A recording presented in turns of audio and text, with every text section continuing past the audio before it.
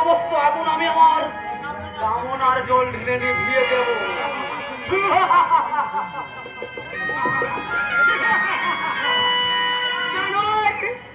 তোরা তোরা আমাদের ঘর দুয়ার পুড়িয়ে দিয়েছিস, আর বল বল জানার বল, আমরা তোদের কি ক্ষতি করেছি? ক্ষতিটা তুমি করনি, কিন্তু তোমার দাদা সত্যবর রায় আমাদের নামে রিপোর্ট ছাপিয়েছে। তুলেছিল আমার মজের মনোরম চিত্র, আর সেই ছবির খোঁজে আমরা তোমাদের বাড়িতে তল্লাশি করতে এসেছিলাম।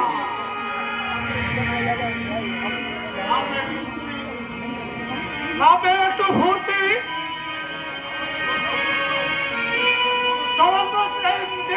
মারতে মারতে ঘরটা দাও দাও করে চলে উঠলো, আর তারপর আমার অলস মনটাকে চাঙ্গা করতে তোমার পিছু পিছু ছুটে এলাম।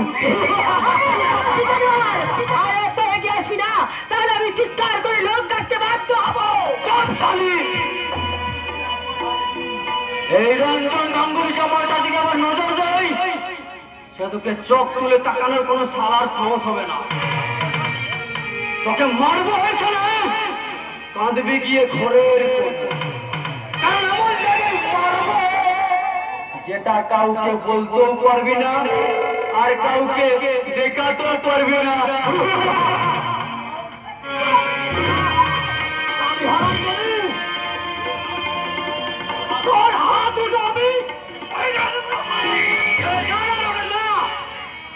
এই এমএলএ দুর্যোধন গাঙ্গুলির ভাই রঞ্জনের গায়ে হাত তোলার শাস্তি যে কত ভয়ঙ্কর তা বুঝিয়ে দিতে এই শালিকে আজ রাস্তার মাঝে উড়ঙ্গ করে দেবো।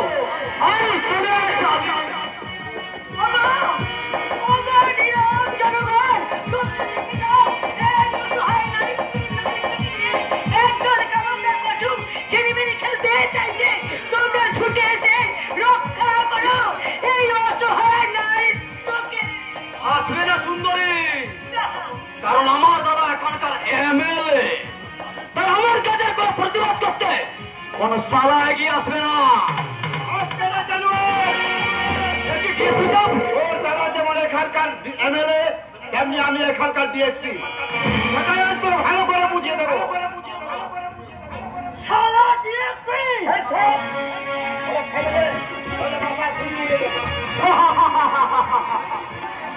পুলিশ একটা চিরকালীন ভিতরে রয়ে গেল, তার যন্ত্র সে একটাও এগোবে না।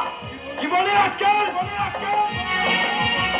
কি আর বলবো স্যার, আপনার হাতে যদি ওই যন্ত্রটা না থাকতো তাহলে এক্ষুনি আমরা ওই মেয়েটার শাড়ি আর চুরি করে আপনাকে। এই যন্ত্রণায় পুলিশের আসল শক্তি নয় রে, আসল শক্তি হলো এই উর্দিটাতে। ওই পোশাক কেস খুলে দেবো ইন্সপেক্টর।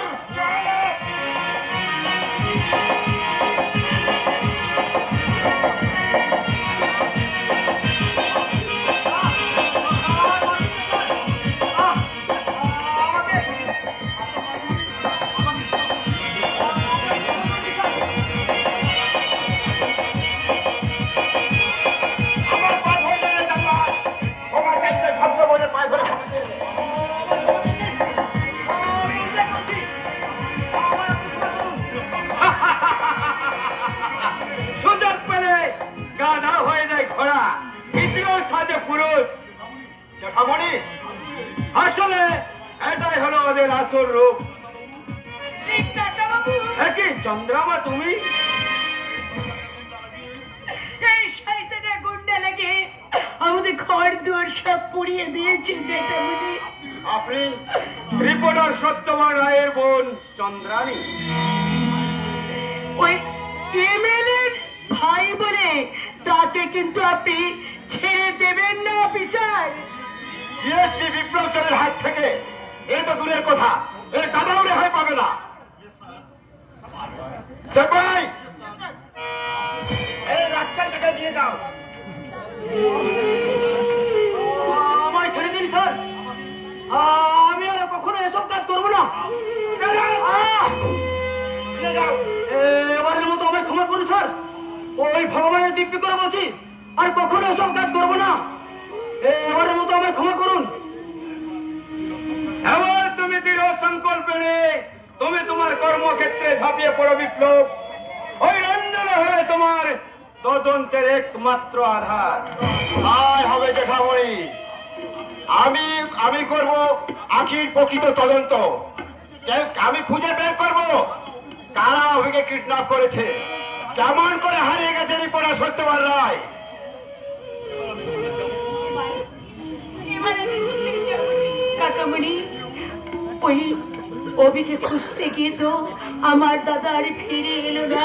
ওই শয়তানগুলো আমাদের ঘরে আগুন লাগিয়ে দিয়েছে।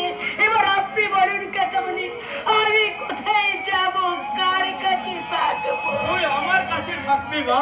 কাকা বাবু, কিন্তু আপনার কাছ থেকে আমি যদি হারিয়ে যাই?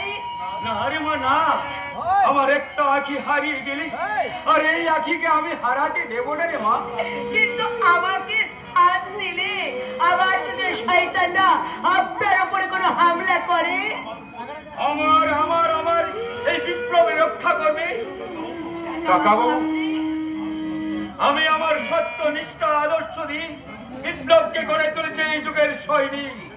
দেশের রক্ষক হয়ে ওয়ে রক্ষা করবে তোকে, আমাকে, আর এই দেশের সমস্ত জনগণকে। কাকা বাবু, তাই সমস্ত ভয়কে মন থেকে মুছে ফেলি, আর একটা আঁখি হয়ে তুই আমার ঘোর খালি আলো করতে হয় মা, আমার ঘোর খালি আলো করতে হয়। কাকা বাবু, জেঠামণি, চন্দ্রাকে দিয়ে আখির শূন্যস্থান পূরণ করতে চাই, কিন্তু আমি কেমন করে পূরণ করবো আমার সেই শূন্যের সেরার ভান্ডারটাকে?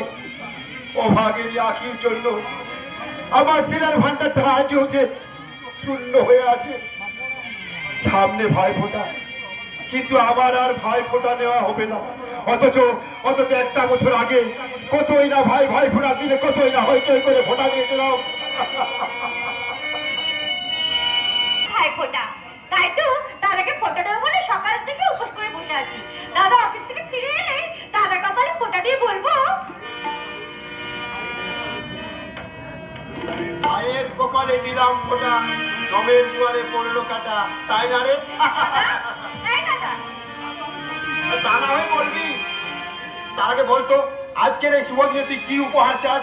আমি যা চাইবো তাই দেবে তো? নিশ্চয় দেবো। আজ তুই যা চাবি আমি তোকে আজকে তাই দেবো। তাহলে আমি তোমার কাছে আমার জন্য একটা বলতে চাই। এই মুখপুরি পাগলামি হচ্ছে, মার করছে না একচল। দাদা, তুমি কি আমার কথা দিয়েছো? আরে, আমি যা চাইবো তাই দেবো। আরে বউ তো আর বাজারে খেলনা নয় যে বাজার থেকে কিনে এনে দেবো। তা না হয় পারলে তোকে একটা ভালো জিনিস উপহার দেবো। কি দেবে দাদা? কি দেবে দাদা? তোর জন্য একটা লাল টুকটুকে পর, আর তুই চাইলে আজই দাদা, তুমি ফোঁটা নেবে না? আমি ছুঁয়ে ফেলে দেবো।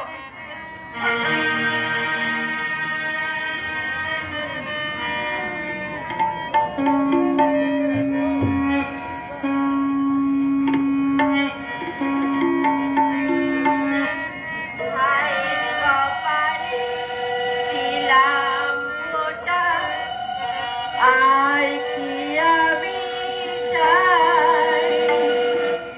নাই বাপেরা কান্না চুরি, দুঃখ আমার নাই। হায় কপালে দিয়ে ফোঁটা, করছি প্রার্থনা। চোখের জল তুই আমায় ক্ষমা করবো।